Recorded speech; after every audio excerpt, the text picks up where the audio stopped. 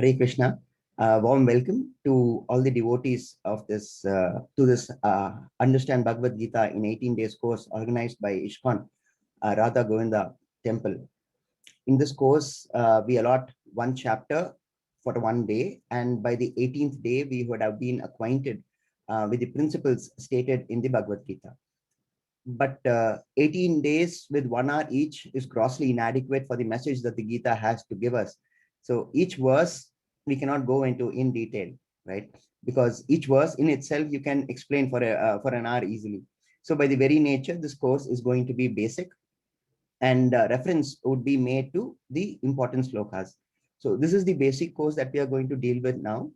We also have advanced courses where we take a chapter for each week, and then even a topic wise study after that. But that's for much later. That's in level 2 and level 3. So as I was mentioning, this is a basic course. We will keep also Sanskrit at a minimum, because by experience we find that sometimes devotees find it too complicated to follow, and while attempting that, they sometimes miss out the message of the Gita. Now, Srila Prabhupada's translation has ensured the use of the right word at the right place and at the right time. So this ensures that nothing is lost in translation. Nevertheless, we will not be able to avoid phrases in Sanskrit because they are integral to the feel of the sloka and the eternal truths that are contained in them, and hence they would be used as they are. I have, before we commence the session, I have to make a few requests. First of all, when I was studying the Gita, I started when the Gita was being taught to me, we always used to start with one round of chanting of the Lord's name. Chanting, I personally feel, cleanses the mind and enables the mind to focus. So it is all the more important that when I am about to convey the message of the Bhagavad Gita, that we should start with with a round of the Hare Krishna Mahamantra. Because after all, the right word has to come in the right way and in the right time. So my request is this: please join us by at least by 5:20 if it's possible, because we'll have a short kirtan till 5:30, and then from 5:30 till about 5:45 we would be having we'll be reading the recitation would be there of the entire chapter, and after that we'll have a short round of chanting of the Mahamantra. So my request is this: please join me 15 minutes earlier, at least before class, because then we can at least complete one round of the Mahamantra. This would improve concentration, and negativity is destroyed. Shraddha, faith, is increases by this practice. That is how I learned the Gita, and that is how I believe it has to be conveyed. This is not mandatory, of course, but it would be nice if you could join. And as I was mentioning, there will also be the recitation with the full chapter recitation before class, and that would start by 5:30 a.m. So interested devotees, please do join us by around 5:20, and everything will be okay. Right now, we have 164 devotees who have joined us in the morning. However, experience has taught us that this number would not be the same throughout, and it is bound to drop by the time we reach the 6th chapter. And by the time we are at the 18th chapter, it would be half of what we actually have. This is what we have seen over experience over the last entire year, right? So every month we have new batches. So by the end of this course, the 18th day, we would have about half of what we are having. Now, we have examined the reason as to why this is happening, this dropout. And we have been able to deduce several reasons. But primarily, this reason is that that 18 days every day at 6 a.m. is a huge commitment. But we should recognize this. This is Kali Yuga, right? By its very nature, obstacles would arise to prevent you from attending and learning the truth. Inexplicable circumstances may arise to try and prevent you from attending. But recognize this, that we are in this yuga, which is trying to prevent us from learning what is fundamental. This yuga will influence our mind in such a way that it gives reasons to your mind for not to attend a class. These are imposters. Recognize that they are imposters which are set up by this yuga, right? So one has to put in some effort to rise above and beyond these obstacles to learn the eternal truths contained in the Bhagavad Gita. You may find it challenging to join us each day. You may find that I may not be good enough to convey the message clearly, or you may have a fundamental difference of opinion. There is a chance that you may drop off the track. When you are in such a situation, when you're faced with such a situation, please remember my request. Please stay back. Don't discontinue the course, even if you feel you have missed a few classes, because each chapter, in a sense, is standalone, and you would be able to follow even if you have missed 4 or 5 classes at a stretch. But try not to miss classes. And to those who are on the fence, whether to continue or not, I say, reserve your judgment, because for a few more days and then make your decision. And yet for those who feel that they cannot stand even one more class and have to leave immediately, we apologize in advance. And if anything we have said has offended you, please do forgive us. We wish you all the very best, and we pray you find what you're looking for. But please, if you don't have to go, don't go. Stay back and learn about what Krishna says are eternal truths, which has been applicable then as it is holding good even today. One more request before we start the session. Srimad Bhagavatam in the first canto, first chapter, verse 10 says about this age of Kali. It says in the age of Kali, people would have Manda Bhagyasya. That is, we are not as fortunate like the people of other yugas. It says people of Kali would have Alpa Ayushyaha, which means that relatively there will be less lifespan to those who are living in those who were living in the other yugas. Similarly, and more importantly, Manda Smritihi, that is less memory. Olden days, what used to happen is once they hear, they would be able to repeat it. But now it's not so. Therefore, the request is this: please write down, take notes of whatever is taught. Only if the foundation is strong would the building survive the challenge.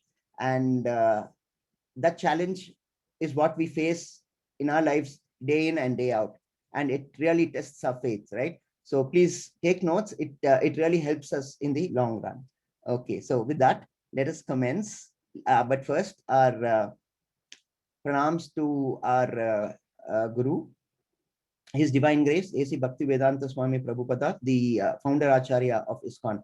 In our culture, we first offer our pranams to our Guru before we start any endeavor. Arjuna did this in the Mahabharata. Is the chat on Hare Krishna Mataji? Neha Mataji, is the chat accessible by the devotees?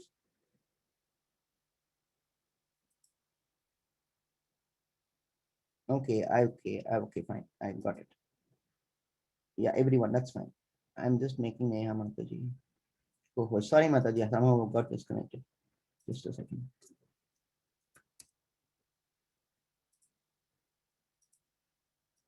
Done. Anyone else I have to make co-host, Neha Mataji? Manvi is there. Okay, right. Hare Krishna. Neha Mataji? Hare Krishna Prabhuji. I think the chat is accessible to all. Okay, Yeah, so just a question to all of you before we start. Arjuna, as I mentioned, made his pranams to his guru Dronacharya. Okay, does anyone know? You can just put it in the chat. Does anyone know how he did this? How he paid his respects to his guru before he started the war? Like quickly, can you just post any of the devotees? Quickly, just post in the group. Yes, Rajiv Prabhu has got it right. Right. Any more? Yes, by his bow and arrow. Close enough. Close enough. Savai Kartikeya with a bow and arrow.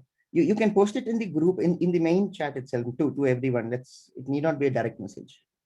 Hare Krishna. Yes, very good. We this group does know its history. Very nice. Very nice. Wonderful.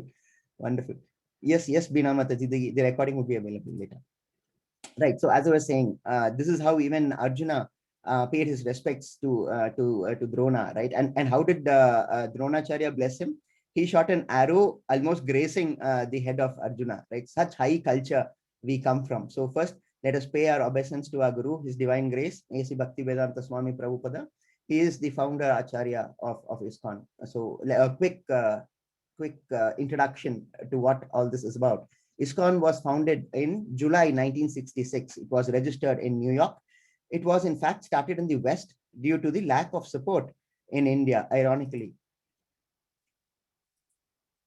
Everyone knows ISKCON. of course, but few know about Srila Prabhupada. That is because he always puts Krishna front and center. What you see here in the screen is the San Francisco Rath Yatra. All the deities that you see behind the Rath and the deities here. Let me just get my point wrong. Yeah, the Rath and the deities here were all carved in United States itself. So as long as Prabhupada was with us, he forbade his devotees to write any biography upon him. So let's just have a quick look at Srila Prabhupada's life history. Srila Prabhupada was born in a Vaishnava family. Srila Prabhupada's father's name was Mohan Dey. When Srila Prabhupada was just a child, he showed his inclination towards spirituality. In fact, he wanted to conduct a Rath Yatra at a very young age, and his father got him one from the neighborhood. So Srila Prabhupada repaired it and painted it and completed the Rath Yatra with his friends. That is this scene that you see here, right? He met his spiritual master, Sri Bhaktisiddhanta Saraswati Goswami, in the year 1922. He took initiation in the year 1933. From the beginning, he was always a preacher, always wanting to spread the message of Gita. In the year 1959, Prabhupada took sannyas and relocated to Radha Damodar temple at Vrindavan. Srila Prabhupada's room is still there in the temple, very well maintained. His spiritual master directed Srila Prabhupada to serve Krishna by distributing books and to preach in the Western world. So in compliance with this direction, he would travel to Delhi frequently for printing the books, and he would distribute them even in the hot summers of June and July at Delhi. He had suffered several times heat strokes due to this, and many times he has met great leaders to spread the message of the Gita and to spread Krishna consciousness. But somehow or the other, fortunately or unfortunately, depending upon how you look at it, his message was not understood by the people of that time.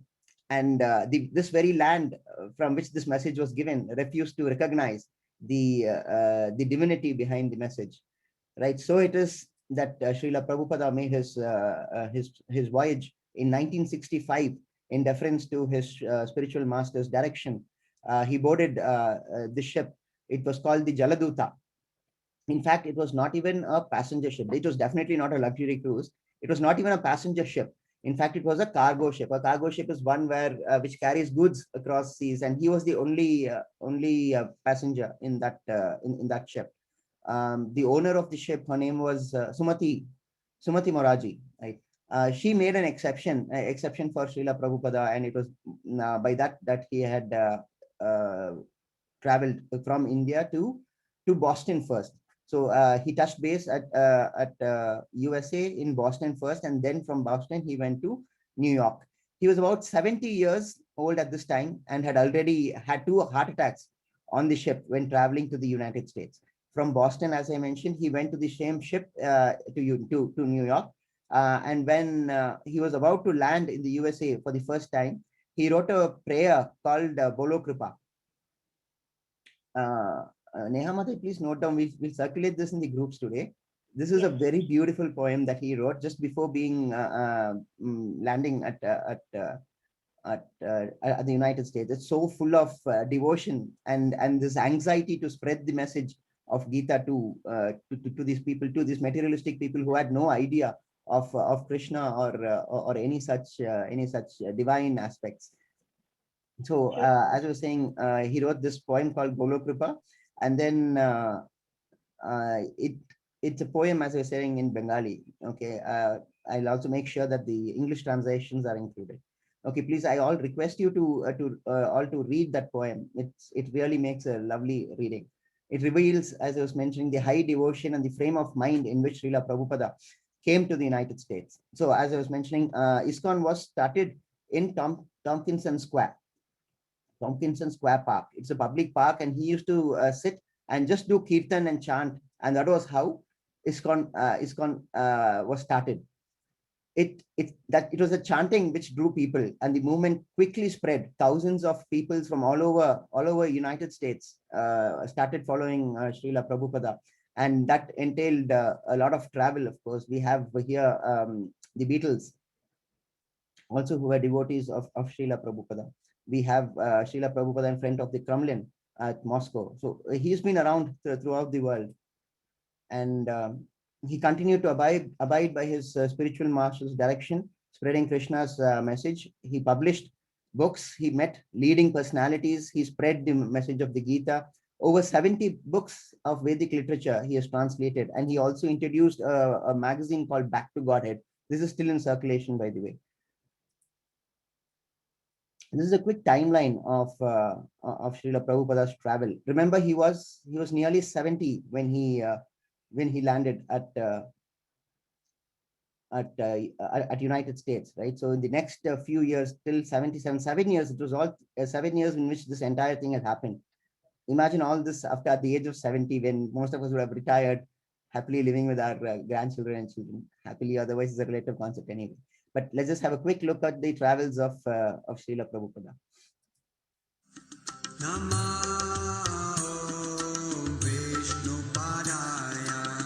Krishna Prishtaya Bhutale Srimate Bhakti Vedanta Swami Iti Namine Namah Vishnu Padaya Krishna Prishtaya Bhutale Srimate Bhakti Vedanta Swami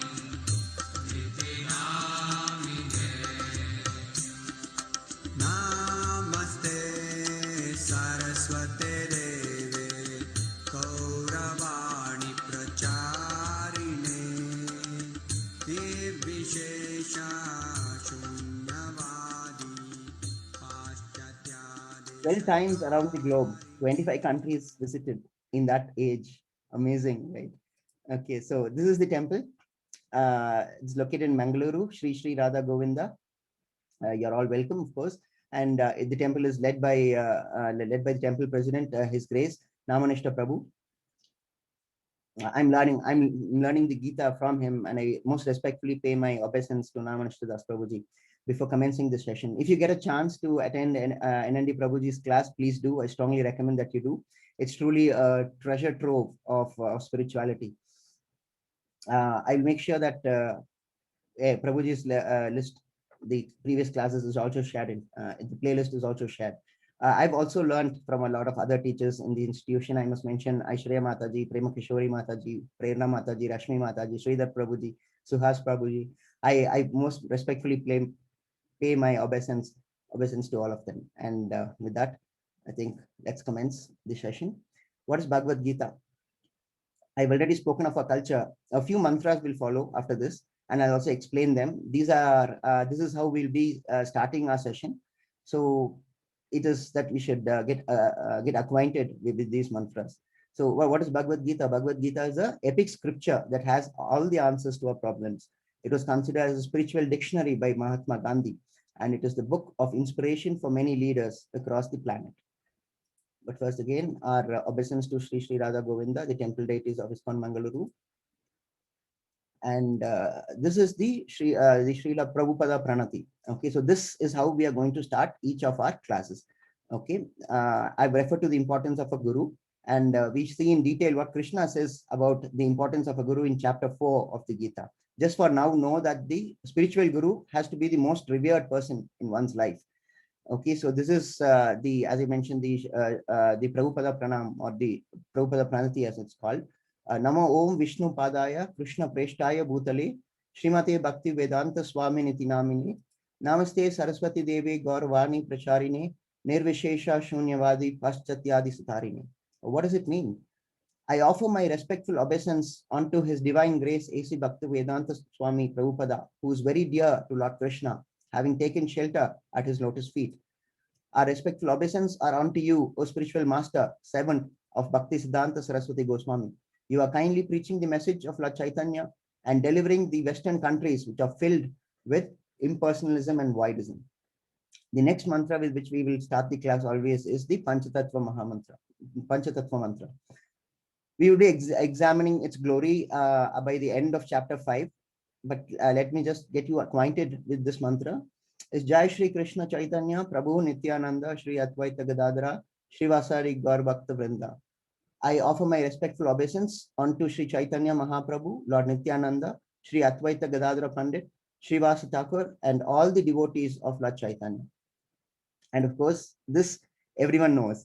Hare Krishna Mahamantra, correct? Hare Krishna, Krishna Krishna, Hare Hare, Hare Rama, Rama Rama, Hare Hare. The anthem of ISKCON. It has a divine history, and we will be examining the importance and why it is relevant even today in this yuga, especially in the forthcoming chapters. Okay, why should I learn about the Bhagavad Gita? Sankaracharya puts it very beautifully. For those who know the Bhajagovindam, he says in the Bhajagovindam, Bhagavad Gita, Kinchita Dita, Ganga Jalalapi, Kanika Pita, Sakrutapi Yena Murari Samarcha, Kriyate Tasya Mane Na Charcha, right? So let's take the first sentence. Bhagavad Gita, Kinchita Dita, right? A beautiful verse, actually. You have to appreciate the beauty behind this this word, this line, because Kinchit, because it's Bhagavad Gita, Kinchita Dita. So divide it into three parts, right? Bhagavad Gita is the first part, Kinchit is the second part, Dita is the third part, right? So this Kinchit word, it goes either with the first part or it goes with the second part, right? So when it goes with the first part, what does it mean? Kinchit, by the way, means a little. Okay, the Dita broadly in this context means to meditate, right? So if you associate Kinchit with the first part of Bhagavad Gita, that is Bhagavad Gita Kinchita, it means if you meditate on a little portion of Bhagavad Gita, right? Little portion of the Bhagavad Gita. But if you associate Kinchit with the second part, that is Kinchita Dita, then it means meditate a little on the full Bhagavad Gita. So either way, what happens, we will see what happens next. But you should appreciate the beauty of how Kinchit is used. You either meditate a little on the entire Bhagavad Gita, or you meditate a little on a small portion of Bhagavad Gita, right? So Ganga Jalalava Kanika Pita. If a person sips even a little of Ganga Jal, right? And Sakrutapi Yena Murari Samarcha, or if he worships Krishna just once, what happens? Kriyate tasya mane na charcha, right? He will have no altercation with Yama, right? This question is often raised, like, what is the use of learning the message of the Gita? Will it make my troubles vanish? Will I get my deceased parent back? Will it give me more money? The answer lies in reply to another question. Would you be able to stop rain? No one can stop rain, right? So the moment we are born, Maya captures us, right? We are claimed by the three modes of material nature, Sattva, Rajas, and Tamas, right? But what can you do? You can shield yourself from that rain by holding up an umbrella, correct? That umbrella is the Bhagavad Gita. Bhagavad Gita calls this place where we live here, this world, as Dukalyam Asaswatam, chapter 8, verse 15, right? You can't stop the rain, but you can stop the rain from drenching you, correct? That rain, I'm sure you would have related, is our problems that we face in our regular life. This is Kali Yuga, of course, so problems continue forever. So what do? You open the umbrella, right? You open the umbrella and you stop it from drenching you. So that's what the Bhagavad Gita does. It changes our consciousness. It changes our vision. Our perspective changes. A perspective to a problem entirely changes. So when that changes, it hardly matters if the circumstances change or not, because circumstances rarely change. It is how you react to that circumstance which is important. And that you would know by the end of this 18 days is what Bhagavad Gita is all about. You will realize that the answer to the question, will I get my deceased parent back, is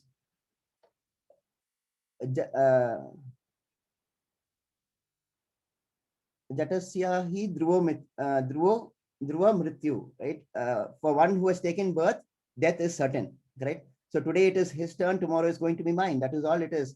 So this Bhagavad Gita shows us the way out of this cycle of birth and death. Such a divine book, made so easily accessible by his grace, Srila Prabhupada, entirely thanks to him. Because otherwise, to understand the Sanskrit and to go by the English translations given by Westerners is entirely very difficult. In fact, there's so many translations available in the market which completely mislead a person. But we will be dealing with all that in the forthcoming chapters. So let's see what a few personalities have told about the Gita. Those who meditate on the Gita will derive fresh joy and new meanings from it every day. This is a quote from from Gandhiji. And what did Einstein say? Einstein is the great scientist. He says, when I read the Bhagavad Gita and reflect about how God created this universe, everything else seems so superfluous. Now, the question arises, why ISKCON's Bhagavad Gita? Why ISKCON's Bhagavad Gita as it is?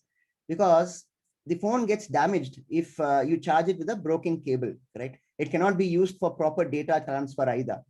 This is what is this because of? This is because of lack of contact between the source and the receiver. Similarly, the message of Krishna must come from a unbroken chain of disciplinic succession. That is why Bhagavad Gita must be as it is. There are, as I mentioned, nearly 600 versions of the Gita today. Which one is the real one? Right? Bhagavad Gita, by its very name, means song sung by God. Correct? And Bhagavad Gita, as it is, means without any change, transferring that message that has been sung by God. Right? But in other versions, there's always an agenda. It's always decipherable. Okay, a person has a point of view and uses the Bhagavad Gita to propagate that point of view, right? So therefore, it becomes it doesn't become it doesn't remain God's song. It changes to something else. It becomes the author's own song. That is not what is done in this book, and that is the special feature of Bhagavad Gita as it is. ISKCON belongs to the Gaudiya Vaishnava Sampradaya. 4 recognized Sampradayas are there. The Brahma Sampradaya, and then we have the Lakshmi Sampradaya or the Sri Sampradaya, headed by Ramanujacharya. Brahma Sampradaya has its chief proponent as Madhvacharya. Rudra Sampradaya is Vishnu Swami, and the four Kumaras is Nimbarka Acharya. Right. So these are all we'll deal with chapter 4, where Krishna explains about this disciplinic succession. I'm just giving you an overview of broadly about what we will be dealing with, right? Okay, so Gita is a vast book. A systematic study of the Gita will take about a year. In 18 days, we can't do that, right? So we are focusing on the flow of thoughts between Krishna, and the objective is to prepare one for a deeper study of the Gita. So let's see the different voices in Gita. Krishna has 575 verses. He speaks 575 verses. Arjuna has 83 verses, mostly in chapter 1 and 11, and just 28 verses in other 12 chapters. Then we have Sanjaya, who speaks 41 verses, mostly in chapter 1 and 2, 11, and 18. And then we have one verse which is allotted to Dhritarashtra. Okay. And what does Bhagavad Gita deal with broadly? It deals with 5 things. First is Ishvara. Second is Jiva. Third is Prakriti. Fourth is Kala. Fifth is Karma. Okay. Now, 1 to 4 are eternal. They are beyond your control. You cannot do anything about Ishvara, nor can you do anything about Jiva, Prakriti, or Kala, right? But the 5th, Karma, that is something that we can do, and that is temporary. It is manifested and then it is annihilated. Ishvara, this is God, Krishna himself, right? Swayam. And then we have the Prakriti. Prakriti here means, literally it means nature, but not nature as it's generally thought of, not trees, plants, hills, and rivers. It is the inherent nature of man, and it is broadly divided into 3. Satvik, that is the mode of goodness. Rajasic, the mode of passion. Tamas, and the mode which is the mode of ignorance. So that is Prakriti. Okay. And then we have Jiva. What is Jiva? Jiva is the soul. This is another aspect called the super soul, who is Bhagavan Swayam, Krishna himself, and he is situated in all the living entities. So this will all we'll see in the forthcoming chapters in detail. And of course, we have Kala, the great equalizer, the one who waits for no one, right? Time and tide, they say.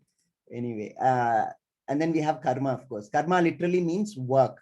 Okay, this is governed to a large extent, as I mentioned, by the 3 modes of material nature, Prakriti. So any act causes both good and bad karma, resulting in bondage. And Bhagavad Gita devotes a lot of attention to this aspect and how to work without bondage. So till now, we have seen the periphery of Bhagavad Gita. But what is the need, as I mentioned, need, benefit, and requirement to know of the principles in the Bhagavad Gita? We go back to Adi Shankaracharya, beautifully composed Gita Mahatmya. Okay, this will take about a couple of minutes. It will have it's in Sanskrit, of course. but the translations you will be able to see in the slide as it plays. So please do read the translation. 7 short paragraphs. It sings the glories of the Bhagavad Gita. Each verse we can spend an hour on this, but then time is not on our side. So please do read the translation. We will again circulate this in the groups today. So just give me 2 minutes and let's play this.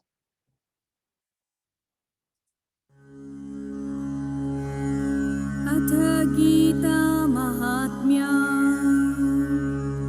गीताशास्त्रम् इदं पुण्यं या पठेत् त्रयतः पुमान् विष्णुपदम् अवाप्नोति भयशोकादिवर्जितः गीताध्ययनशीलस्य प्राणायामापरस्य च नैव सन्ति हि पापानि पूर्वजन्मा कृतानि च मलनिर्मोचनं पुंसा जलस्नानं दिने दिने सकृद्गीताम्भसि स्नानं संसारमलनाशनं गीतसुगीतकर्तव्या किमन्ये शास्त्रविस्तरे या स्वयं पद्मनाभस्य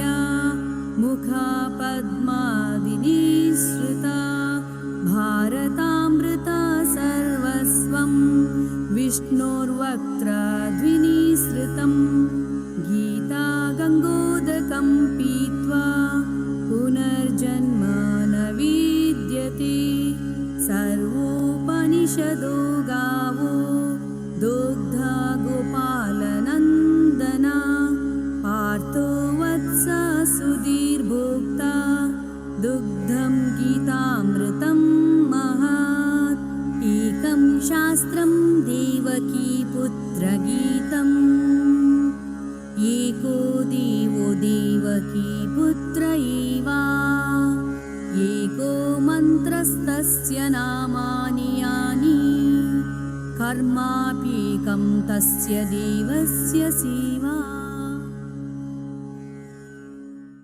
Hare Krishna.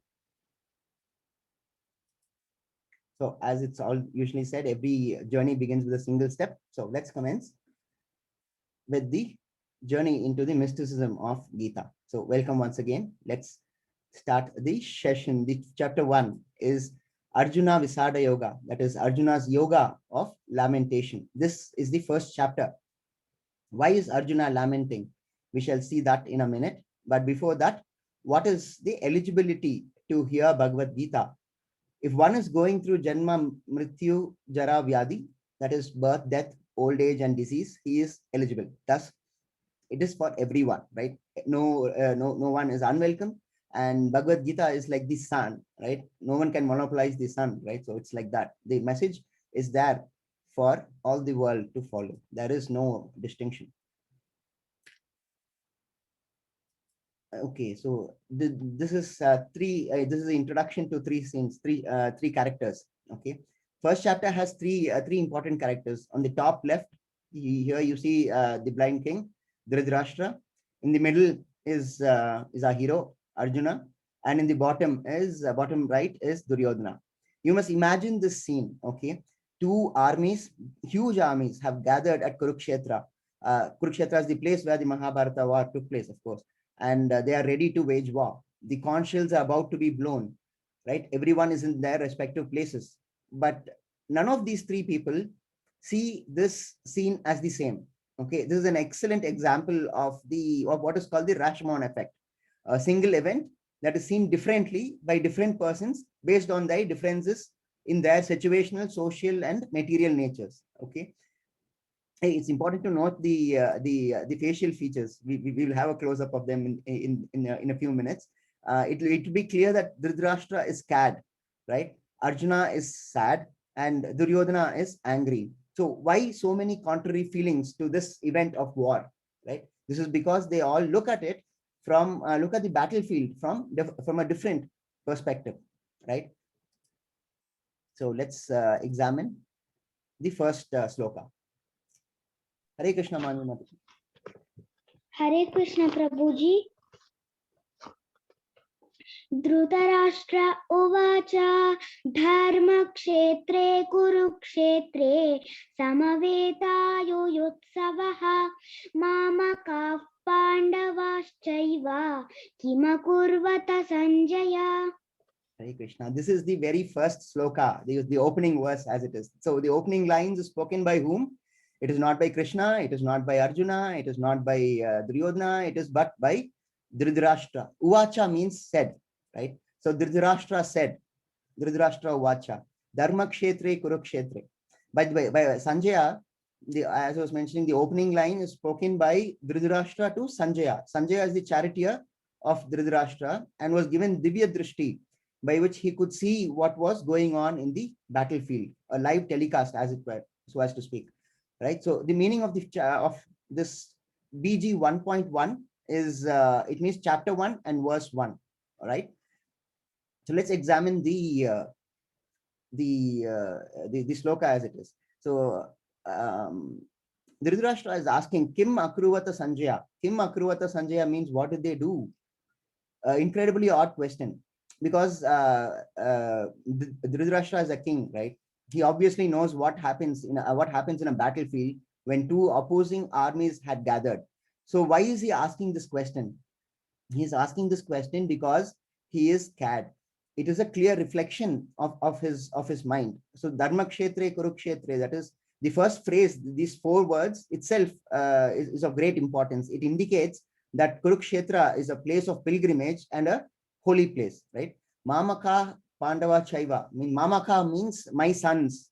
The emphasis is on the word my, right? This shows that though he is related to the Pandavas, he considers them to be outsiders, right? So though they are descendants of the same king Kuru, the differences are evident, right? So there is an element of attachment that he has, of course, with his own sons. And that's why he says, my sons, Mamaka. So my sons and Pandavas. He keeps Pandavas away, right? So these are, they are called Pandavas, being the son of Pandus, right? So even though they are also Kauravas, being the descendants of Kuru, Dhritarashtra refers to them as a separate independent entity, as if they have no relationship, of course, with him, right? Samaveta Yuyutsavaha, having assembled with a desire to fight. Kim Akruvata, what did they do? What is the necessity for this question? He knows that both sides have assembled to fight. The reason for the question, as I mentioned, is Dhritarashtra's fear. Fear that since it is a holy place, the warring sides may have a change of heart due to its influence. Fear that Arjuna, being the pious soul that he is, he may refuse to fight, leading to an indecisive truce. Fear that Duryodhana may all of a sudden have a sudden outpouring of love for his cousins, and he may give in to the demands of the Pandavas. Fear that if any such thing happens, he will not be able to rule the vast kingdom. The reason is evident from the name itself, Dhritarashtra, right? So Dhritra means attach, Dhrita means attachment. And Rashtra means state or kingdom, right? So these are the reasons for the question. What did they do? Why have they not started to fight yet? Get on with it, is what he seems to be saying. Let's have a look at his expression. He's sad, he's worried. Why have they not started to fight? He asks, basically, right? Now this is 1.3. Pashyaitam Panduputranam Acharya Mahatim Chamum Vyudham Drupada Putrena Tava Shishyena Dhimata. O my teacher, behold the great army of the sons of Pandu, so expertly arranged by your intelligent disciple, the son of Drupada. So the third verse is spoken by Duryodhana to Dronacharya, right? It is spoken to taunt Dronacharya, to ensure that there is no sympathy by the teacher to his own student. Duryodhana's expectation was that the war would be over in half an hour, because there are, after all, 100 Kaurava brothers against just 5 Pandavas, right? And Krishna has promised not to raise a weapon during the war. He was just a charioteer. And Pandavas had 7 Akshohinis. Akshohini is a military division, right? Whereas Kauravas had 11 Akshohinis. So in every way you dice it, Kauravas had a superior army, both in numerical strength and in the presence of great personalities like Bhishma, Dronacharya, Kripacharya, and so on, right? But then he is perturbed to see the turnout for the Pandavas army. He says Pashyatam. Pashyatam means see. So he's asking Dronacharya to see what? Panduputranam, the army of Pandavas. So just before war, Yudhishthira goes to Dronacharya and gets his blessings, right? Then he goes to Bhishma and he gets his blessing. Both of them wish him saying Vijay Bhava, right? Which means may you be victorious. Arjuna, as I was mentioning in the beginning, also before the commencement of the war, shot an arrow in the front of the chariot of Dronacharya as a mark of respect and sought the blessings of his guru. Gratitude expressed. Because of you, I know how to fight. I know how to use these weapons thanks to you who has taught me that. So Dronacharya also says Vijay Bhava, right? That's pretty much sealed the fate of the Kauravas at the very inception itself. But Duryodhana, on the other hand, saw it otherwise. Why are these Pandavas doing so much nakra, so much drama, so sentimental these people are? So he goes to Dronacharya and taunts him.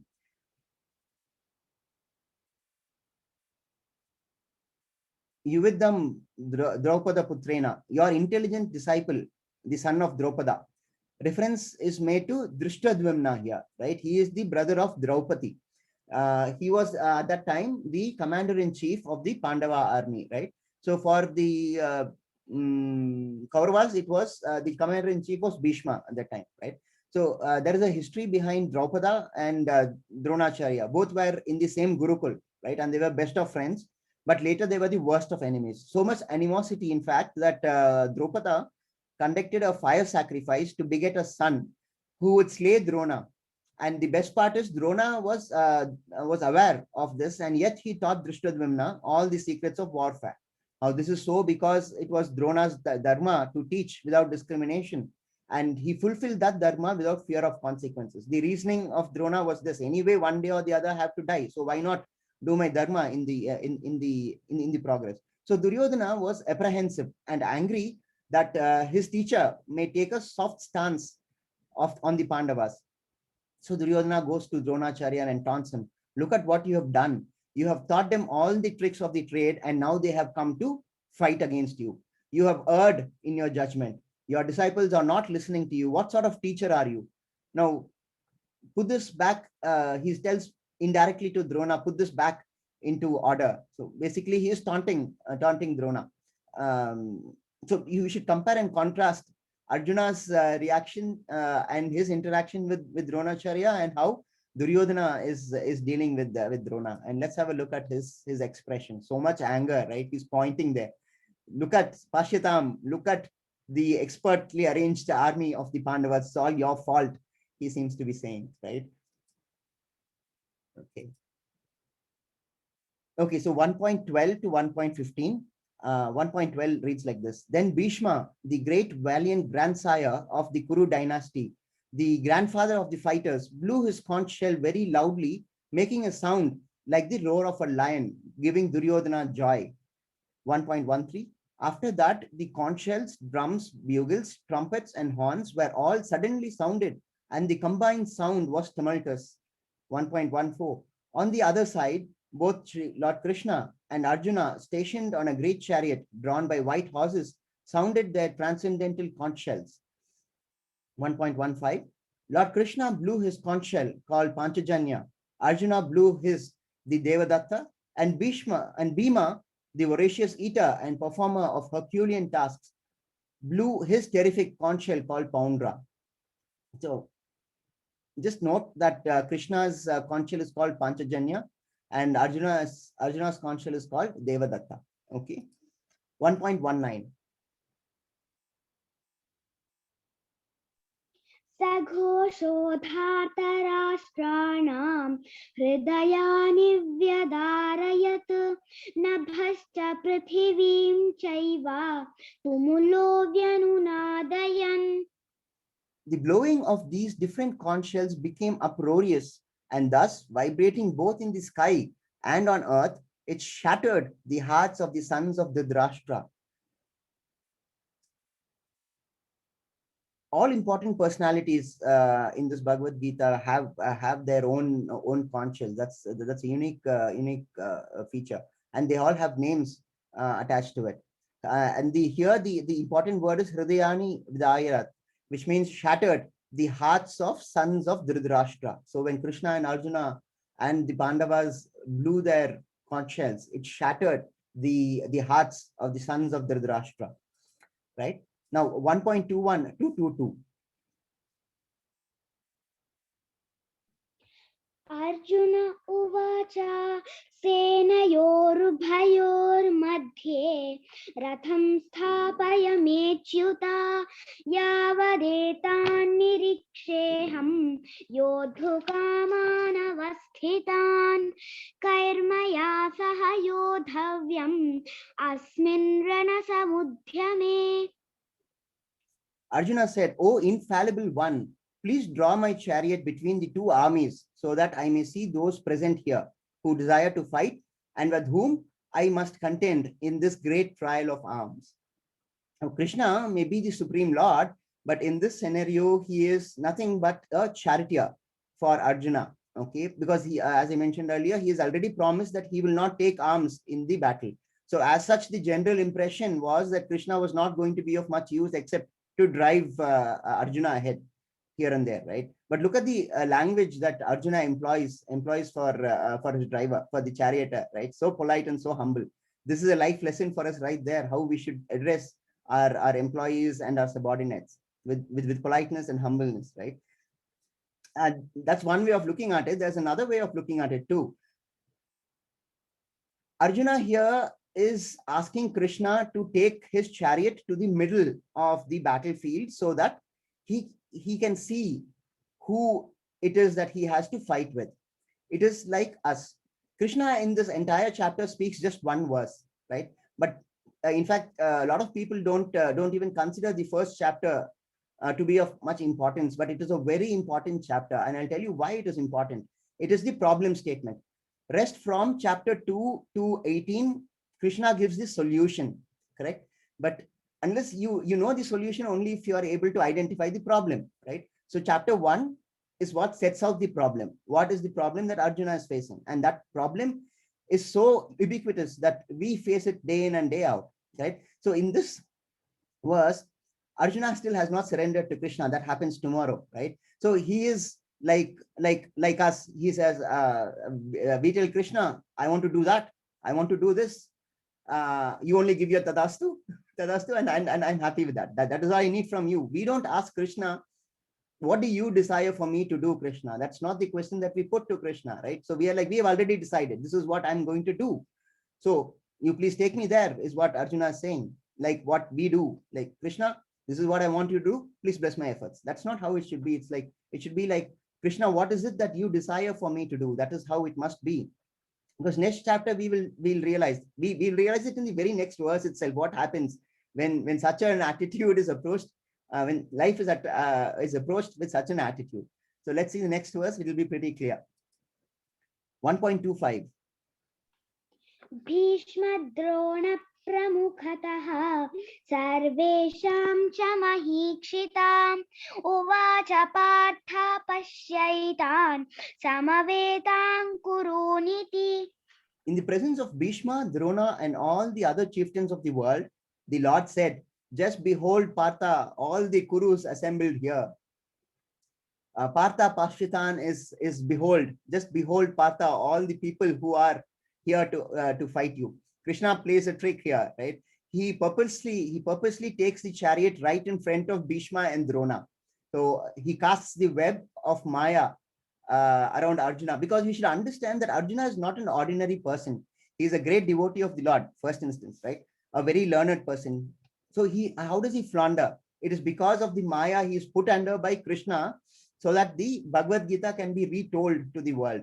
So we have to understand that this confusion that Arjuna is going to have next is something that Krishna has orchestrated, right? So here it is also important to note that Krishna addresses Arjuna as Partha. Why does he address him as Partha? Because Kunti has another name called Pritha.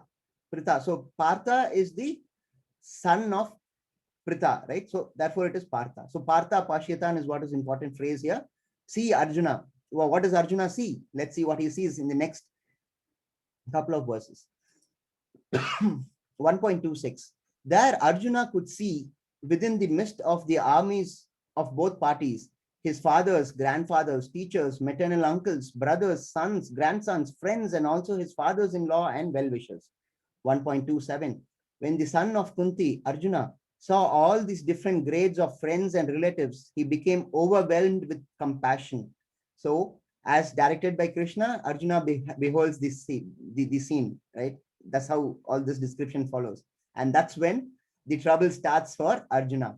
So when Arjuna saw the scene and observes the persons whom he has to fight against, he has a change of heart. It's very much like what we do, right? We have our own plans, and then we ask Krishna only for his tadastu, and then we go and face so many problems, right? And then eventually we go and surrender, right? So that's what Arjuna does in the next chapter, of course. But let's see what happens next. The mood of Bhagavad Gita as it is.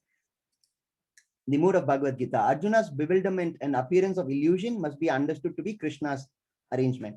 It is not, if not for Arjuna's confusion and bewilderment, there would not have been any necessity for Krishna to speak the Bhagavad Gita to rescue him. Although Arjuna is the apparent first listener of the Bhagavad Gita, it is for the benefit of everyone. Okay, so now what are the reasons that Arjuna gives for his confusion? There are 5 reasons that Arjuna gives, right? So this slide will crystallize the slokas from 1.28 to 1.45. Okay, so these are the reasons that Arjuna gives for his change of heart, right? So what is he feeling here? He feels sadness, he feels confusion, he feels compassion. That's the first reason that Arjuna gives in verse 1.28. Arjuna says, these are my relatives. How can I fight them? I must have mercy upon them. Let them also live. Live and let live. How do I kill Bhishma? He has seen me grown up. How can I kill Drona? He is my teacher. He has taught me all that I know. This is the Kripa Vistam or the Daya Bhav, right? Compassion is also called in those names. So that is the first reason that Arjuna gives to Krishna, saying that about his confusion of fighting the war. And then the next reason that Arjuna gives is no enjoyment. This comes in 1.31. Arjuna says that there is no enjoyment in killing his own kith and kin, right? So getting the state by such means of killing his own family would not bring him any joy, or killing his brothers to get a kingdom. Arjuna says it will not bring me any happiness, right? That is the second reason that Arjuna gives. The third reason that Arjuna gives is sin. This is dealt with in 1.36. Arjuna says, and interestingly, he includes Krishna also in this vicarious liability. Actually, Arjuna says, if we kill, as if Krishna is also going to fight. So Arjuna says, if we kill them, then we will be caught in sin. That's why, interestingly, he includes Krishna also in this, as if, as I'm mentioning, vicarious liability, right? So it's attracted because he's driving his chariot. Krishna is driving his chariot, and thus aiding Arjuna in killing his family, right? So it is that Arjuna includes him also in this ground of sin, right? BG, that's the 36th verse in the chapter. Okay, now the fourth reason that Arjuna gives is family traditions. He says, if I kill all the male members, the family traditions would be destroyed. The children will not have anyone to look after them, and their families would be ruined. So that is the fourth reason. And the fifth reason actually comes in the next chapter, but is included here just to keep it in one place. So the fifth reason is indecision, which we'll examine tomorrow. This comes in chapter 2, verse 6. Total confusion. I don't know what to do, Krishna, he says. I know how to fight. It's not that he has forgotten to fight, but the question is, should I fight? Right? So you're able to see the dismay on Arjuna's face, right? So these are the 5 reasons that Arjuna gives to Krishna, stating his confusion. First, compassion, that I must be kind to my elders, to my equals and my subordinates. Then he says there is no enjoyment in getting a family after killing everyone else. Then he says sin will attach if I kill my family members. Then comes family traditions, and then indecision, confusion totally. Right? So these are, as I mentioned, the 5 reasons that Arjuna gives. Right? Which one can you relate to? Right? So there are compassion, as I mentioned, no enjoyment, sin, family traditions, and indecision. So can you quickly post in the chat box which is the one that you can relate to out of what the five aspects, that five grounds as it were, and that Arjuna tells Krishna? Quickly in the chat box, please. Indecision, 1, 4, and 5. Compassion, yes, compassion, Lakshmana. Very nice, excellent. Yeah, correct. Indecision, 1. Compassion. Compassion is often a very sound ground on which to deal this with. Let's examine how Krishna answers all these grounds tomorrow. Thank you so much. Tejita Mataji has played it safe. All the 5 grounds, she says. Hare Krishna. Right. So these were the 5 reasons. Let's see. What's the next? Okay. Okay, fine. Before we go to the next slide, there are, as I mentioned in the beginning itself, Dronacharya, Bhishma have already blessed them Vijay Bhava, right? So as such, the fate is sealed for the Kauravas. But there are 9 other aspects that indicates from the outset that Pandavas are going to win in the war, right? So can anyone post any one of the 9 reasons? Any one of the 9 reasons in the chat box? Let's see. Type quickly. What are the reasons that you all feel that has happened, which would indicate that the Pandavas are going to win? Krishna is the guiding hand. Wonderful answer. Dharma. Yeah, Krishna is with Pandavas. Dharma, Sri Ram Prabhu. Nice. Dharma prevails. Yes, what else? Yeah, that's true. What else? Yeah, Dharma Bhumi. Correct. Very good. Krishna was on the Pandava side. Kurukshetra. Wonderful. Correct answer. There is more. There is something on the flag. Who's on the flag? Hanuman. Yes. So Hanuman has also blessed Krishna. I mean, blessed them in their endeavors. Truth prevails. SPS. Hanumanji. That there is more. You people must be knowing about the chariot. It was given by Gandiva. Wonderful. Sandeep Pagar. Oh, very nice. Lord Krishna rides the chariot. Yes, of course, Krishna is there. Karma is slightly different. No.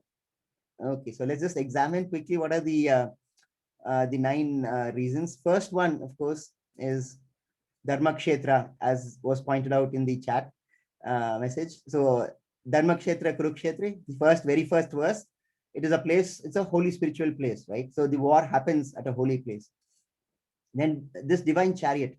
This chariot was given by Agni to Arjuna specifically for this war, right? Okay, so we're getting in more messages. Let's see. Krishna is guiding. Creator is with them. Yes.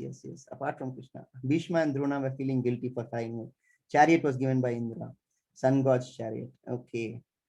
Yes, Pashupatrashrama. Yes, very good. Flag. Yeah, wonderful. Good. Thank you so much for the answers. The third one is the Kapidwaja. Kapidwaja is Hanuman, who was instrumental for Rama's victory, was also with Arjuna, right? And then we had the Shankanada, that is the blowing of the conch shells. What did it do to their morale? It shattered the hearts of the sons of Dhritarashtra. We saw that, right? And then we saw Gandiva. It was also mentioned in the answers. And then is Tyakta Jivita. Tyakta Jivita is, how can I put this?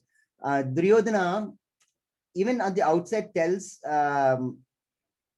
in his conversations that he has soldiers who are ready to die for him, right? So it is something inauspicious to say, because it came true, right? And then Mokshada Ekadasi, because the war commenced on an Ekadasi day. So that itself indicated the victory for the Pandavas. And then, of course, wherever Krishna is, who is goddess of fortune, Lakshmi, right? So that is again another determining factor. And of course, above and beyond all of that, there is Hrishikesha, Krishna himself, who was with the Pandavas. And so all these were indications that the Pandavas are going to be victorious, right? Let's go to the next slide. And yeah, with that, we conclude this chapter. So let's just quickly recap what happened in this chapter. Initially was Dhritarashtra's inquiry, exactly on the dot. Nice one. 7 o'clock. Dhritarashtra's inquiry. Kim Akruvata Sanjaya. What did they do? Right? And then we saw about Drona's fear, Duryodhana's fear. And then we examined the blowing of the conch shells. Then we saw about Arjuna's observations, his confusions about and the reasons why he was not up to fighting this war, right? And we conclude this chapter as we usually do with our pranams to our gurus. Om Ajnanatimirandasya Jnananjana Salakya Chakshurunmilitam Yena Tasmai Shri Guruve Namaha.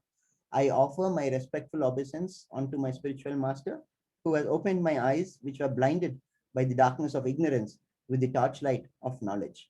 And we have Vaishnava Pranam. Pancha Kalpatarubhyascha Kripa Sindhuvevacha Patitanam Pavanebhyo Vaishnavebhyo Namo Namaha. I offer my respectful obeisances unto all the Vaishnava devotees of the Lord. They are just like desire trees who can fulfill the desires of everyone, and they are full of compassion for the fallen conditioned soul. We'll have Ashtakam next probably, and then we'll have a question and answer session. But let me first, before we go into all that, put you a question. It's one of the most commonly asked questions. Why did Krishna speak the Gita to Arjuna?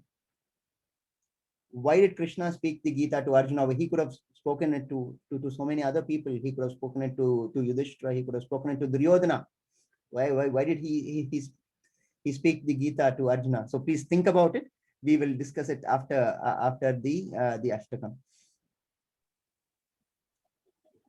Hare Krishna, Prabhuji. We have Ashtakam today?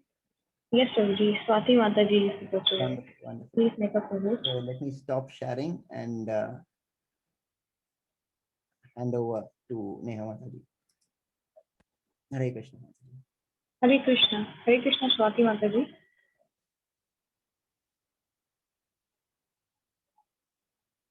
Okay, I think she's muted. I'll just make a co-host. Hare Krishna Mataji. Hare Krishna Prabhuji, Dandavat Pranam. Hare Krishna.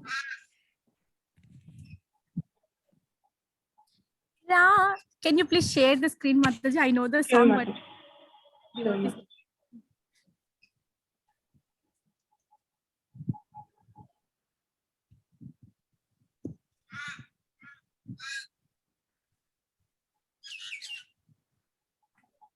Radhe जय जय माधव दायिती गोकुल तारिणी मंडाल माहिती राधे जय जय माधव दायिती गोकुल तारिणी मंडाल माहिती दामोदर राती वरदान वेसी हारि निष्ठुट वृंद विपिनीशे दामोदर राती वरदान वेसी हारि निष्ठुट वृंद विपिनीशे राधे जय जय माधव दायिती गोकुल तारिणी मंडाल माहिती राधे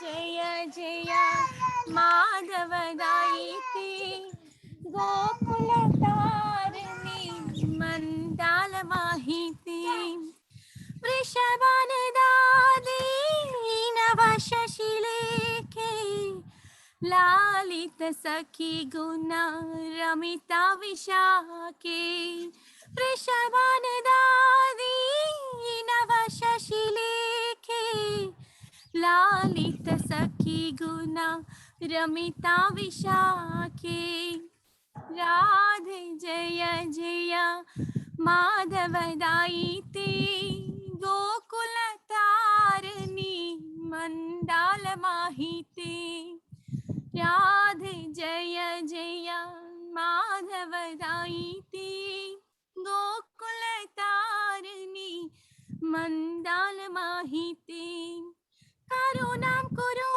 मायि करुणा भरिते सानक सनातन वर्णिता चरिते करुणां कुरु मायि करुणा भरिते सानक सनातन वर्णिता चरिते राधे जय जय माधव दायिती गोकुल तारिणी मंडाल माहिती राधे जय जय माधव दायिते गोकुल तारिणी मंडाल माहिते गोकुल तारिणी मंडाल माहिते.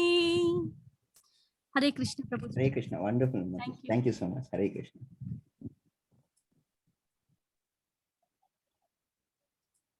Right. So yes, where did we leave it? Yes, I was asking a question about why was the Gita spoken to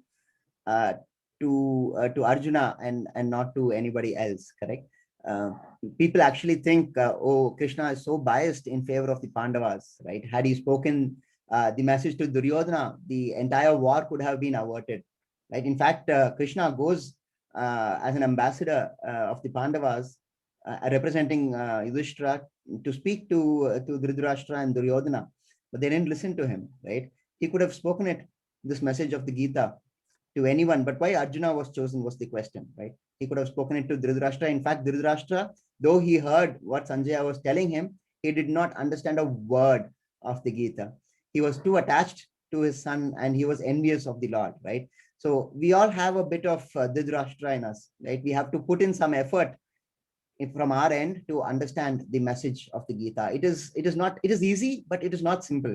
Let me put it that way. It's easy, but it is not simple.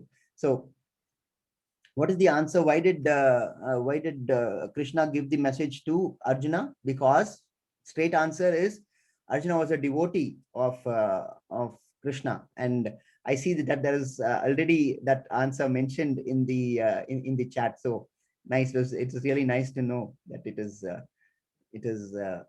been known and understood, right? Anyway, but as I was saying, this message was spoken to Arjuna because he was a devotee of Krishna. So how do you become a devotee in Kali Yuga? You chant the Maha Mantra, Hare Krishna, Krishna Krishna, Hare Hare, Hare Rama, Rama Rama, Hare Hare. This is the prescribed method in Kali Yuga to as a devotee. It's the easiest way to the Lord. In the coming classes, we will examine all this with proof from the Shastras, right? Tomorrow is a long chapter, and it is considered to be the crux of Gita. Bhagavad Gita, you can divide it broadly into three parts. The first part is the Karma Yoga, the second part is the Bhakti Yoga, and the last part, that is chapters 1 to 6 is Karma Yoga, 7 to 12 is Bhakti Yoga, and 13 to 18 is Jnana Yoga. So what generally they do is they compare it to a sandwich. So what's the best part of a sandwich? It's the place in the middle, right? The middle part is the best part. So Bhakti Yoga is the best part. But what usually happens is because of its application in our day-to-day life, Karma Yoga is attributed a lot of importance, which is why I started off mentioning that sometimes it happens that we lose devotees after the 6th day because they think they've understood the Gita, but then the Gita actually, the most important message of the Gita is in chapters 7 to 13, right? And then of course we have Jnana chapters.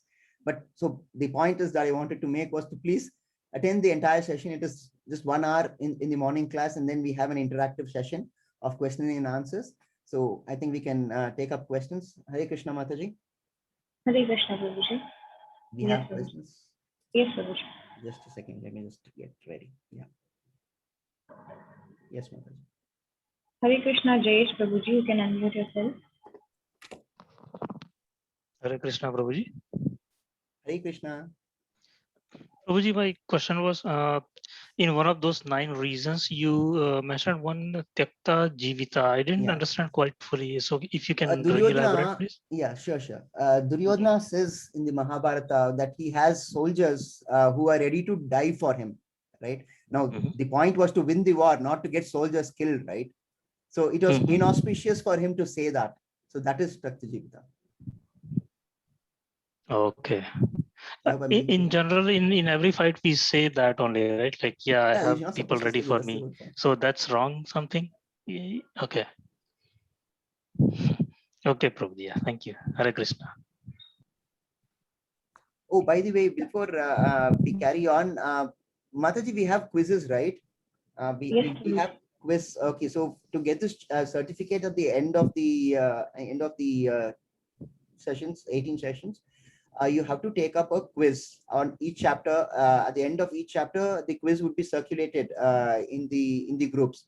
So please do attend to the quiz as soon as it is circulated, and when the message is clear, is fresh in your mind, right? So that would help you without getting it accumulated at the end, towards the end. So please take up your quiz. When will it be circulated? It will be circulated immediately or within an hour after class. Hare Krishna, Abra Mataji, you can unmute yourself. Hare Krishna. Hare So may I Krishna. ask the question? Yes, please.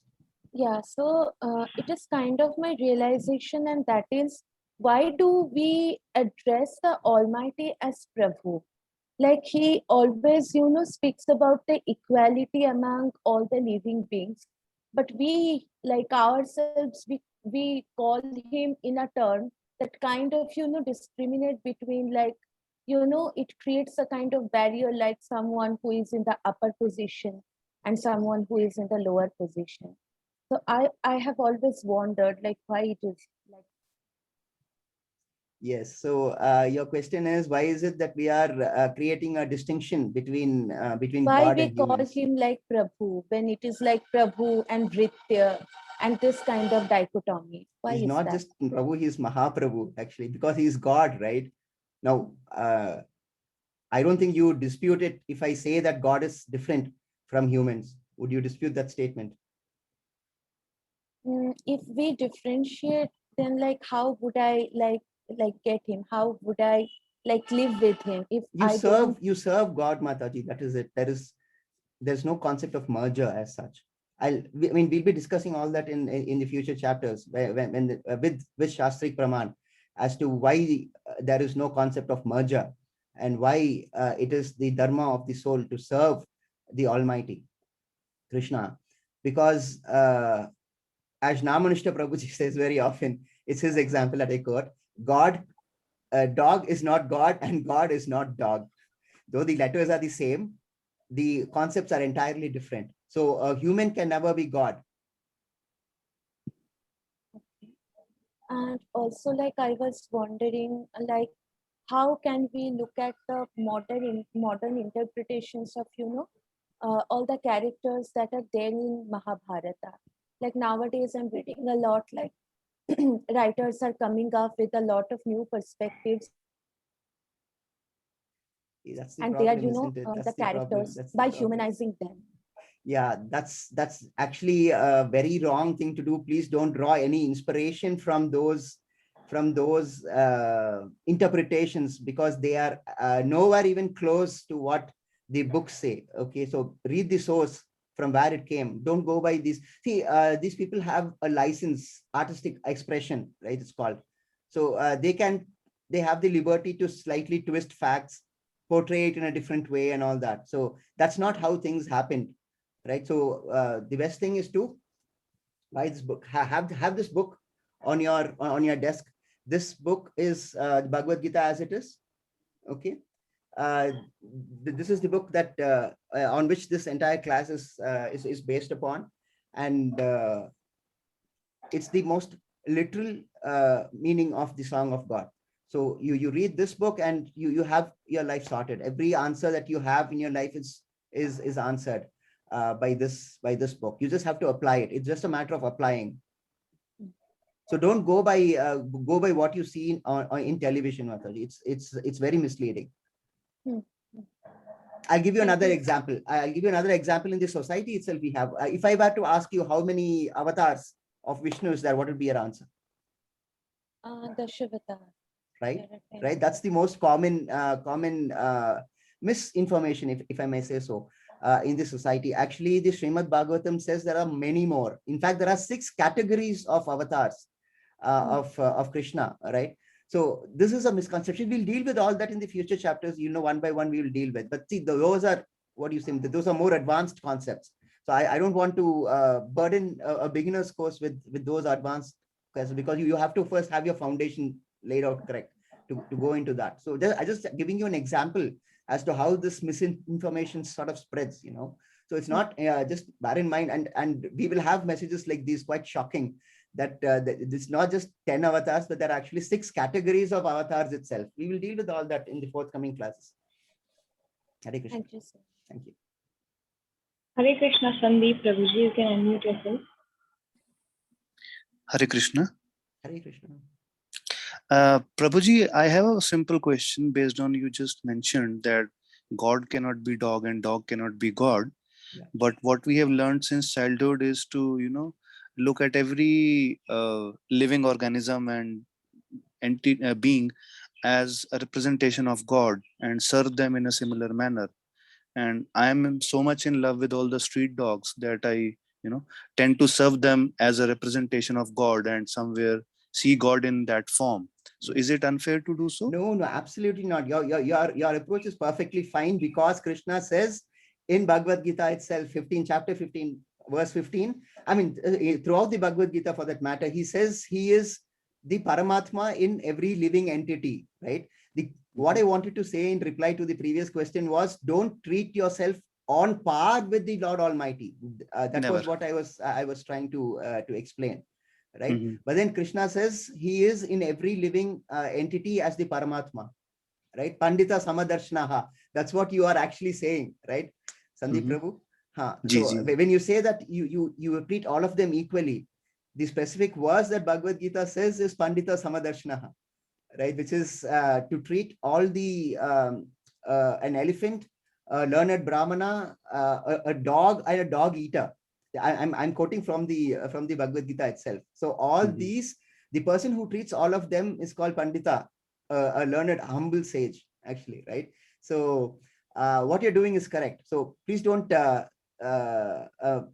Perhaps I should have made myself clear. My point was, in answer to the last question, is not to treat yourself at par with the Lord Almighty. Don't think you are God. That was the point.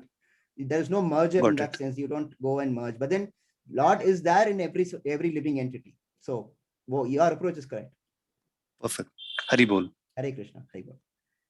Hare Krishna, Prabhuji. Next question is by Alek Prabhuji. He's asking, Bhagavad Gita was spoken first to sun god Vivaswan. Wow. Very good. Chapter 4. Let's examine it then. Hold on till then. We will explain it in chapter 4. Okay. But what is the question? Is that a statement or is it a question? It was put in a form of question, although it's a statement. Okay. Yes. It comes in chapter 4, Prabhu. Let's just wait for them for that. Couple of days. Balaji Prabhuji says, request to share the test link immediately so that we can complete the test before we leave the session. Before we leave the session, that may not be, I mean, logistically, it may be a little difficult, but it will be circulated at the earliest to the groups. I believe all of you belong to a group, right? WhatsApp group. So it will be circulated in the group. Who's the admin, Mataji? Any idea? Are you the admin? No, Prabhuji, I'm not. Okay. I think Purnima Mataji is. But anyway, yes, Prabhuji. Yeah. Purnima Mataji, no? Yeah. Okay. Yeah, she'll be most likely circulating it immediately after class. Hare Krishna. Yes, Prabhuji. No more questions. I have a direct message question. Rachit Baser Prabhu has asked me, what is the meaning of a conch shell? Conch shell is, I'll give you a synonym. Sanka, you blow, right? That's a conch shell. Okay, I hope that answers. Yeah. And there is one more. From where to get the original and appropriate copy of Bhagavad Gita? Okay, this in fact, if you buy it from the temple, ISKCON Mangaluru, we give it along with a couple of other books for free, along with the Gita, along with the mala, Japa mala also, right? So that costs, I think, about 700 rupees. Please correct me, Mataji, if I'm wrong. So we will circulate a link for that also today. So please do buy this book, because it is a book that will guide you for life. And it's a book that you should have on your table, because believe me, it truly works. Yeah, right. So we will circulate that that link also in the group today. Sure. How is ISKCON Bhagavad Gita as it is? Venkatesh Bhatt Prabhu, chapter 4, we will explain how it came about. We will explain about the 4 sampradayas. I just gave you a little glimpse of that. We had a look at Brahma Sampradaya, Shri Sampradaya, Rudra Sampradaya, and the Kumara Sampradaya, right? So there is an entire chart that I will have to explain for that. So please wait till chapter 4. Hare Krishna. Any direct questions?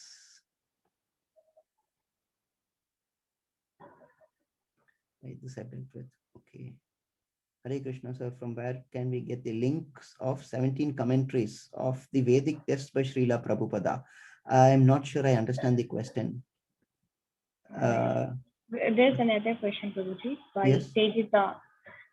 Why are addressing as Prabhuji and Mataji? Any specific reason? Mataji is the highest form in which you can address a lady, right? You say, I mean, Mataji is like you address them as your mother, right? So that's why Mataji. And Prabhu Prabhu is an honoric address, but Mataji has a special meaning to it. It's got the element of motherhood attached to it, maternal element attached to it. That's why it is. Yeah, Geeta, that's why Mataji. Yeah. Neha Those Mataji, angel please feel free to add. I must introduce Neha Mataji because Neha Mataji and I were batchmates. Neha Mataji is in advanced level 4, right? So Neha Mataji, please feel free to add to yes, the sir. answers if you have anything to You add. So already please covered feel- everything. Hare Krishna Mataji. Yes, Prabhuji. Hare Krishna. In the PPT, it was said that Srila Prabhupada wrote 17 commentaries from Vedic texts. Okay, right. So we have a website. It is called Vedabase. I'll just post it probably. Okay, I'll do one thing. I'll share the screen. I'll just show you Vedabase. Just a second.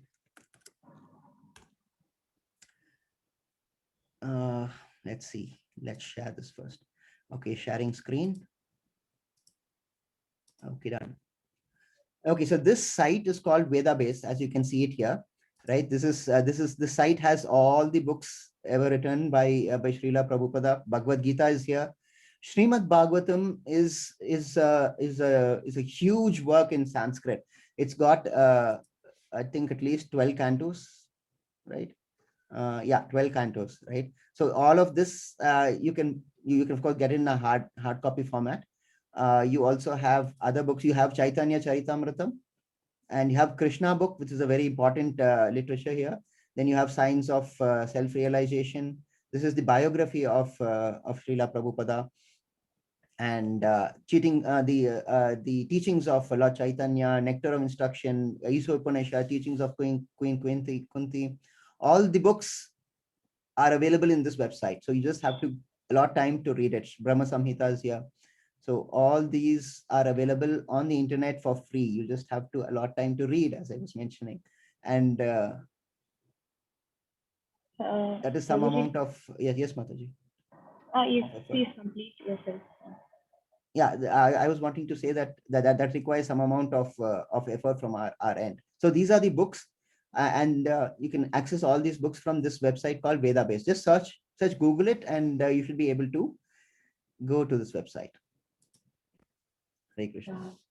Hare Krishna, Prabhuji. There's a question from Chande Prabhuji. Can you please show the slide 9 point of assured victory? Oh, yes, certainly.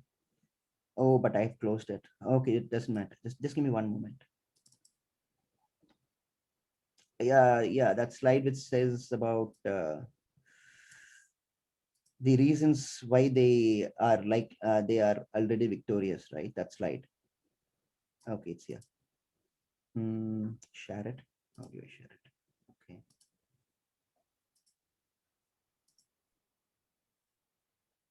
Right. This is the one. These are the reasons that are mentioned. The nine reasons: Dharma Kshetri, Divine Chariot, Kapidwaja, Shankanada, Gandiva, Tyakta Jivita, Mokshada Ekadesi, Bhagi Lakshmi, and Hrishikesha. This will be circulated, Mataji, so you don't have to write it down, but I'm glad that you are taking the effort to write it down. But this PPT would be circulated in the group again. So that is also, it will be done after class. Next question is by Sri Vatsan Prabhuji. Can we get the Bhagavad Gita book in Ramakrishna Mat Prabhuji, the ISKCON version, I mean? I'm not entirely sure. You can get it home delivered if you order it from the temple, ISKCON Mangaluru. It'll just take about a few days, 5-6 days it will take to deliver. So I'm not sure about Ramakrishna Mat. The next question is by Sri Lakshmi Mataji. Prabhuji, do we need to brush up and get well versed in slokas, or understanding the essence and meaning of it will be fine in this course? Absolutely not necessary. Sanskrit is not Sanskrit is not required to understand the message, because Srila Prabhupada has made it easy for us, isn't it? He has he has taken the trouble to make it easy for us to understand the message, the divine message. So it's not actually necessary for us to know the language, but it is always an advantage if you know the language. Next question is by K. Desai Prabhuji. What is the timeline to submit the quiz, Prabhuji? It will be probably open till the end. What 19th is when the class ends, right? So 19th, say we'll have about 3-4 days extra before we close these sessions. So I think you'll have a cutoff around 22nd or 23rd max.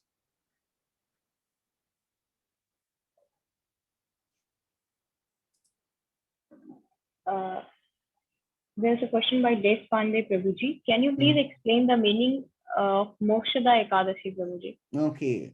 So Ekadasi, I think 4th. Okay, Ekadasi is the 11th day after a new moon or a full moon, right?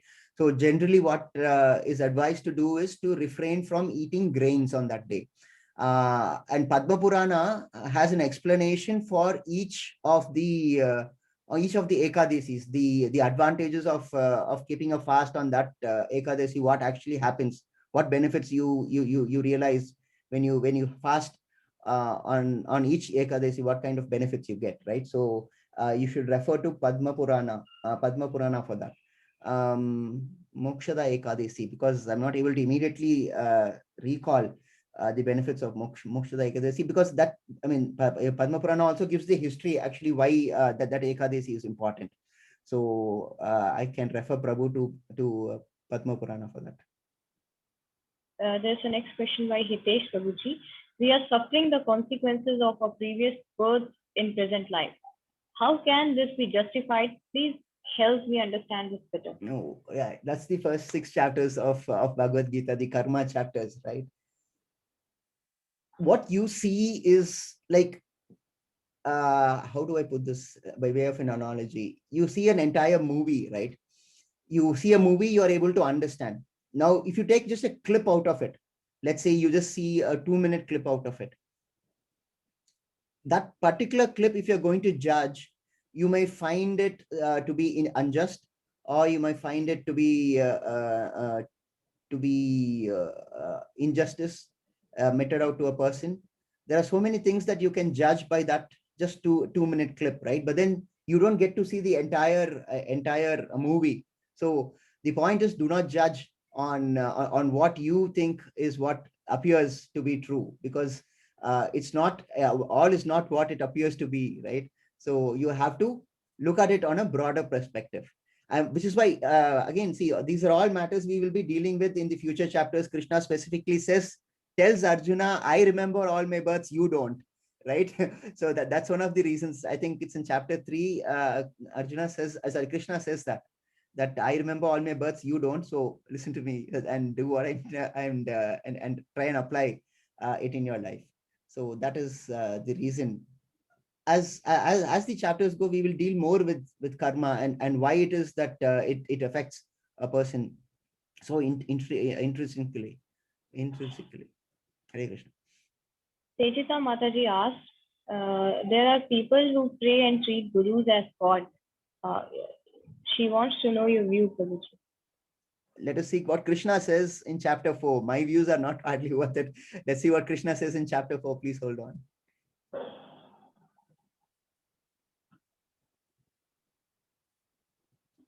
I really like the nature of questions that are being asked, because these questions, all the questions that have been asked today are answered in the future chapters. So all I can say is, please hold on.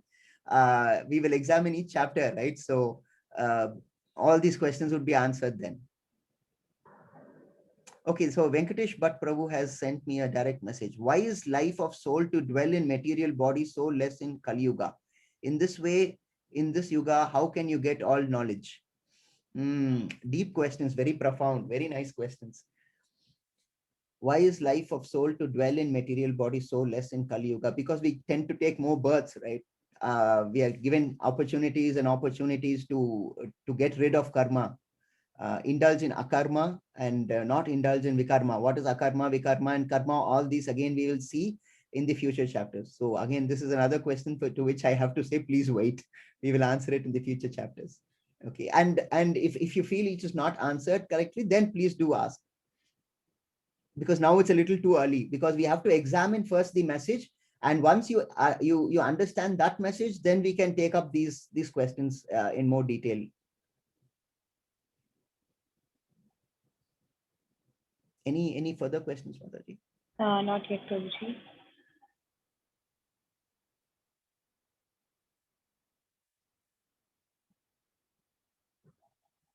Okay, then I think we can conclude if there are no further questions. Please do continue attending. Tomorrow's chapter would be a very interesting chapter, and as I was mentioning, it is supposedly the crux of the Bhagavad Gita, because it comprises of all the elements of the Bhagavad Gita put in one place, right? So please do attend. Yes, Mataji. There's one question by Srivasthan Prabhuji. Based on prior karma, this birth, he just wrote this much. Based on prior karma, this birth. Yes. He just wrote this much. Does it have a timestamp? I didn't quite follow the question.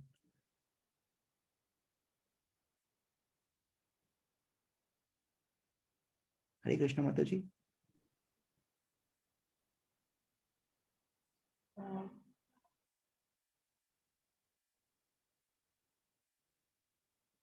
Neha Mataji, Hare Krishna, I'm not able to hear you. Hare Krishna, Prabhuji. Yeah. What was the question? I'm repeating the whole thing, Yes. what Prabhuji has written. Based on prior karma, this birth, how to get rid of that effect, how that influence will be the obstacle in practicing good things. Wow, okay. Prabhu, your question is the entire Bhagavad Gita, actually. Then I'll answer it straight away, but surrender to Krishna, and we'll see the reasons why we have to surrender to Krishna in this class. That's the entire Bhagavad Gita, actually. Your question is the reason why Bhagavad Gita was actually explained to Arjuna, right? So excellent question. Thank you. The straightforward answer is to surrender to Krishna and do devotional service to Krishna. That's the straightforward answer to it. But please, I mean, again, I'm just repeating myself, but please wait. All this will be addressed in future classes. We have 18 days, right? That's a long period.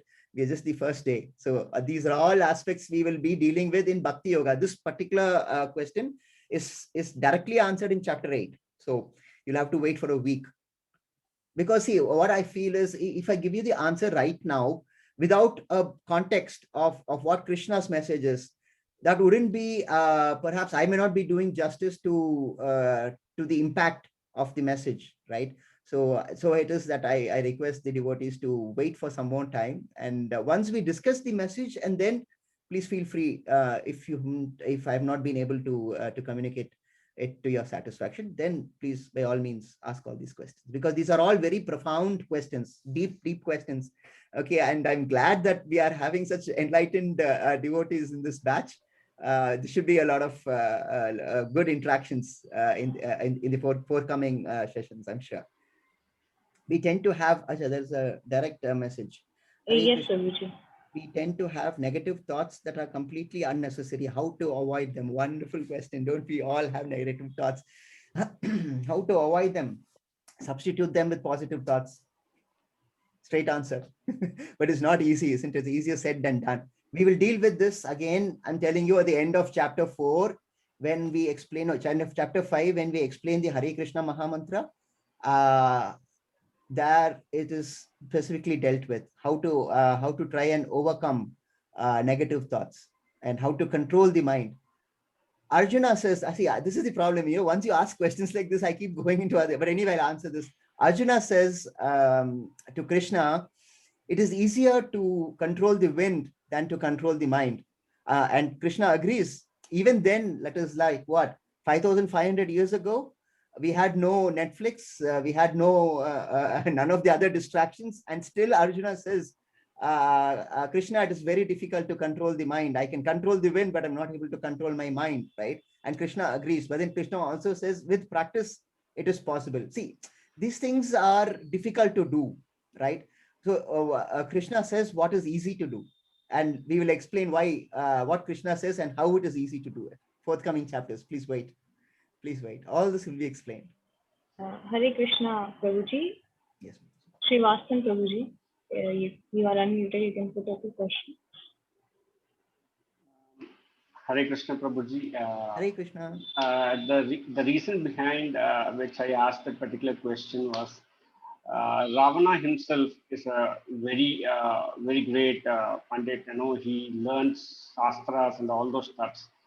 But maybe is it because of his prior birth karma that, you know, even though he learned Shastras, he knows what is right, what is not right. He has touched, he has dealt with Sita, something like that. Is the what is that? The effect of the prior birth which has kept him blind, even though he knows the See, truth. what happened with Ravana is it's more of an attitude problem. I mean, as you rightly said, he was he obtained boons from Shiva, right, Lord Shiva, and what did he do? He went and lifted Mount Kailash, right? Is that the right way to deal with the supreme? I mean, with the demigod, not right, right? It's a problem of attitude, and of course, karma has a role. Prabhu. Karma has a role because nothing happens without it, and that's why Bhagavad Gita says there is something that you have to do to get over this, which we'll again explain in the forthcoming chapters. But see, Ravana was basically what he this color of goodness that is given to him. It's all what can you say, modern twists that is given to portray him as if he is a very great personality. He is a bad person, and that's it. So all the other things, if you're if you do not surrender to the Lord and you have all these skills, what use is any of those skills? Correct? Actually, it's muted. One second, Prabhuji. Yes, Prabhuji, you can unmute yourself. Srivastava Prabhuji.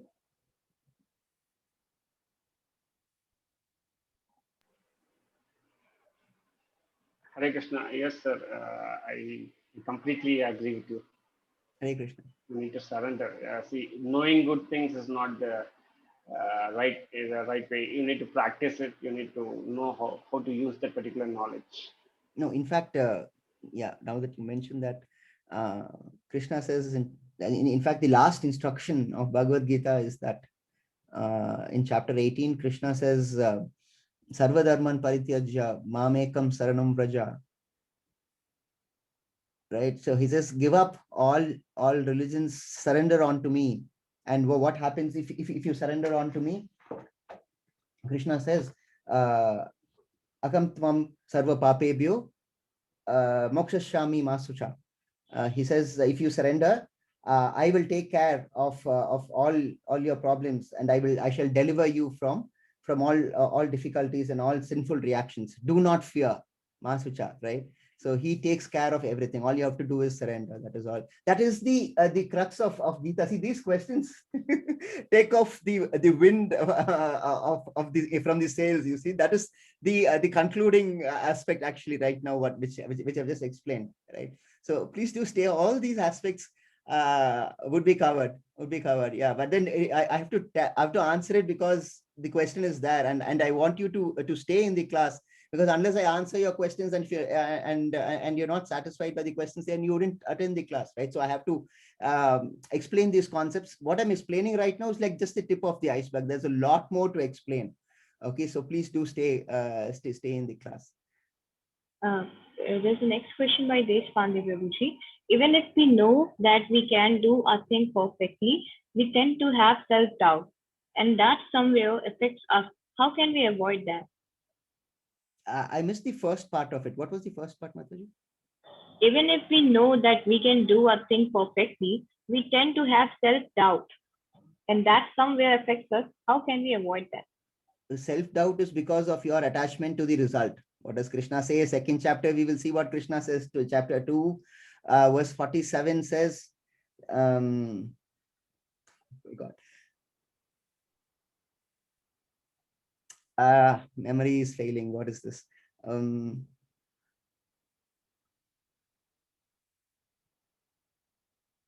Okay, but broadly, the point is this that I was wanting to make is that what was the question? My God, I've lost the complete train of thought. What was the question, Mataji? I'm sorry. Can you please Yes, repeat? Prabhuji. Yes, Prabhuji.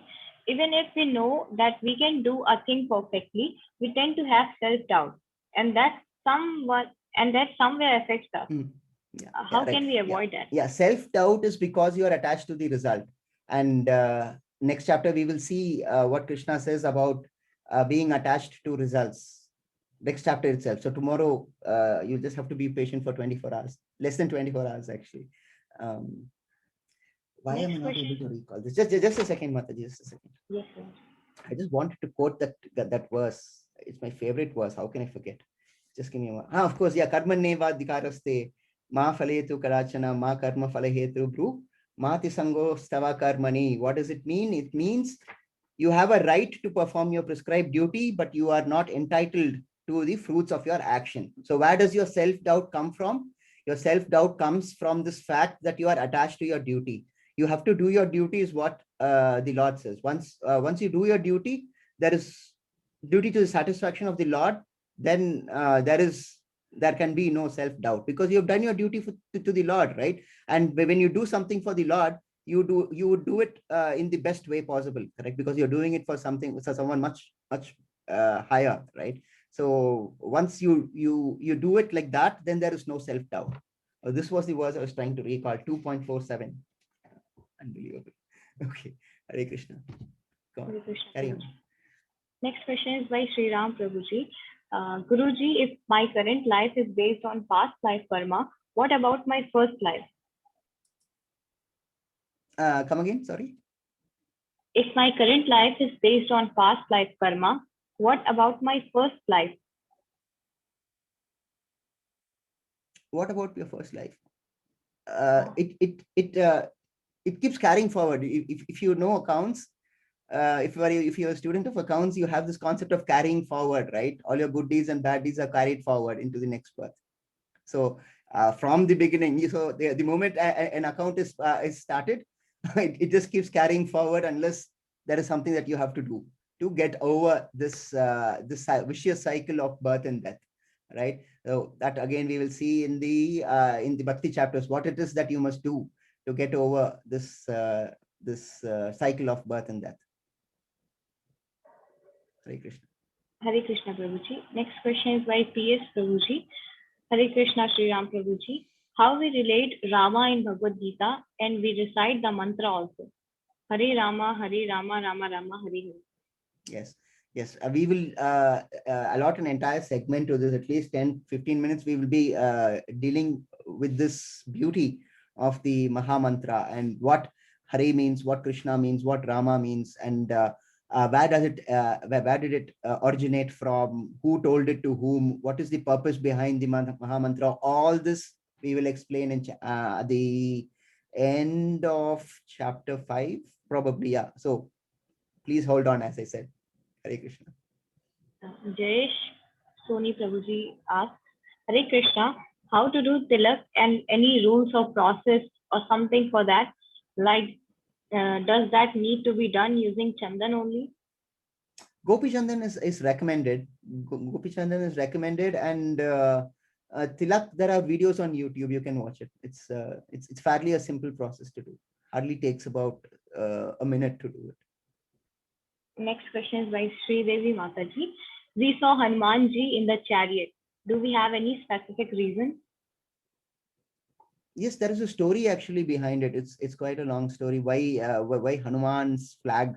Why Hanuman is there in the flag? It's a little long story. Perhaps another time. Now, Sri Vatsan Prabhuji has written something. Last part I'm not able to understand, but I'm reading it. Pray God that we need to be in constant touch with these sessions, praying Him to take the obstacles away. Maitri Nam Kamalangam Marthrupar Andal in Tirupavai. Tirupavai. Wow. Yeah. Okay. It's been so long since I've heard Tirupavai. Mataji, where's that message? Can you give me the timestamp? Actually, it's not It's a showing direct to me. message. I'm using, Oh. yeah. It's a direct message, is it? Yes, Prabhuji. Okay. Okay.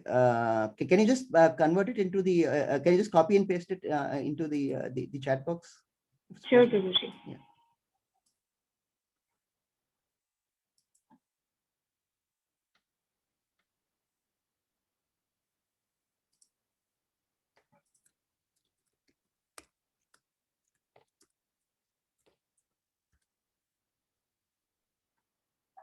Done it, Prabhuji. Let me check. Just give me one moment.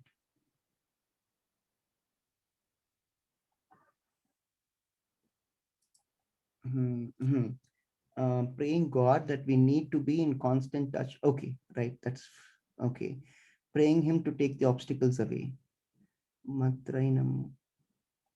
Yes. This is okay for those who haven't heard about Tirupavai. Tirupavai is devotional poetry written by Andal. Andal is a devotee of the Lord from Tamil Nadu. Okay, so Tirupavai was written by her. If memory serves, I mean, it's been a long time, right?